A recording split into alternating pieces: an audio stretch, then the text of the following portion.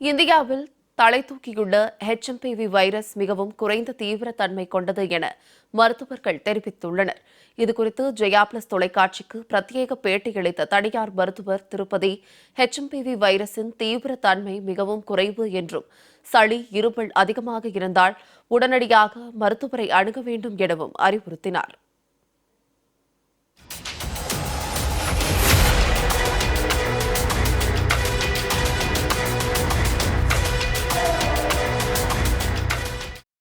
அந்த கொரோனா வைரஸே பார்த்திங்கன்னா ரொம்ப நாளாக நம்ம ஊரில் இருக்கிற வைரஸ் தான். அது எப்போ சிவியர் ஆனிச்சுன்னா அது மியூட்டேட் ஆகி அது நியூ கேரக்டர்ஸோடு மாறினதுனால தான் அதனோட பாதிப்புகள் அதிகமானுச்சு. அதனால தான் அதுக்கு பேர் நாவல் கரோனா வைரஸ். ஸோ கொரோனா வைரஸுங்கிறது புதுசு கிடையாது. அதே மாதிரி தான் இந்த HMP அப்படிங்கிறதும் ஹியூமன் மெட்டானிமோ வைரஸ் அப்படிங்கிறதும் பார்த்திங்கன்னா புது வைரஸ் ஒன்றும் கிடையாது. நம்ம இந்த ஹாஸ்பிட்டல்லே நிறைய டாக்குமெண்ட் பண்ணியிருக்கோம். அது இப்போ நம்ம ஒரு விஷயத்தை உற்று நோக்கும் போது அது புதுசாக வந்த மாதிரி ஒரு ஃபீலிங் இருக்கே தவிர, இந்த மெட்டானிமோ வைரஸ் முன்னாடியே அந்த தொற்றுங்கிறது போன வாரம்லாம் கூட நம்ம ஹாஸ்பிட்டல் கேசஸ்ஸு வெளியில் எல்லாம் பார்த்துட்டு இருந்த ஒரு விஷயந்தான். எப்போ இது முக்கியமாக ஆகும் அப்படின்னு பார்த்திங்கன்னா, இந்த RNA வைரஸ் அப்படிங்கிறது மியூட்டேட் ஆகிறதுக்கான வாய்ப்பு உள்ள ஒரு வைரஸ். எனி RNA வைரஸ் அதனோட கேரக்டர்ஸ் மாறி புது விதமாக மாறும் பொழுது அதனோட வீரியம் மாறுறதுக்கான ஒரு வாய்ப்பு இருக்குது.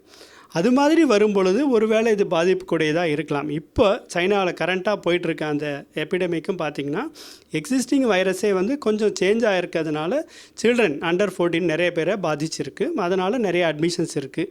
இது என்னை பொறுத்தவரையிலையும் அந்த அட்மிஷன்ஸை விட மக்களோட ஒரு பேனிக் ரியாக்ஷனாக இருக்கிறதுக்கான வாய்ப்புகள் அதிகமாக இருக்குது. இன்றைக்கே பார்த்திங்கன்னா any media if you open இதை பற்றி தான் பேசுகிறாங்க. இதை விட நம்ம ஊரில் எவ்வளவோ தொற்று வியாதிகள், ரொம்ப ரொம்ப டேஞ்சரஸான வியாதிகள் எல்லாமே நம்ம ஊரில் இருக்கும் பொழுது இதுக்கான ஹைப் ரொம்பவே அதிகமாக இருக்குது.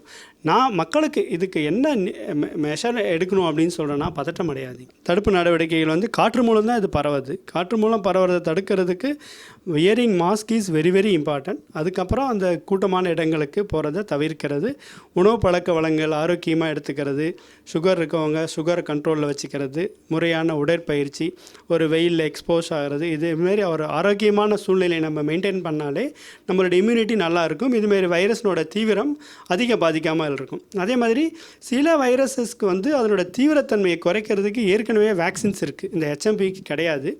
இன்ஃப்ளூயன்ஸா வேக்சின் ஆல்ரெடி அவைலபிளாக இருக்குது. அதனோட தீவிரத்தன்மை குறைவாக வரதுக்கு நல்லா புரிஞ்சிக்கணும். எனி வேக்சின் எடுத்துக்கிட்டால் இன்ஃப்ளூயன்ஸா வராதுன்ட்டு இல்லை. அந்த இன்ஃப்ளூயன்ஸா வரும்பொழுது உடம்பு ப்ரிப்பேர்டாக இருக்கிறதுக்காக தான் அந்த வேக்சின் தரோம். அது வயது முதிர்ந்தவர்கள், குழந்தைகள், இருதய நோய் பாதிப்புள்ளவங்க, லங்ஸ் பாதிப்புள்ளவங்க முறையாக வருஷம் எடுத்துக்கணும். நிமோகாக்களுக்கும் ஒரு வேக்சின் இருக்குது. அதே மாதிரி அந்த வேக்சின் மருத்துவர் அறிவுரைப்படி முதல் ஒரு டோஸ் எடுத்துக்கிட்டு அடுத்த டோஸ் 6 வருஷம் கழிச்சு எடுத்துக்கணும். இது மாதிரி எதெல்லாம் வேக்சின் ப்ரிவென்டபிள் டிசீஸோ அதெல்லாம் நம்ம எடுத்துக்கிட்டோம்னா அந்த வைரஸ்லேருந்து வர தீவிரத்தன்மையை நம்ம பாதுகாத்துக்கலாம்.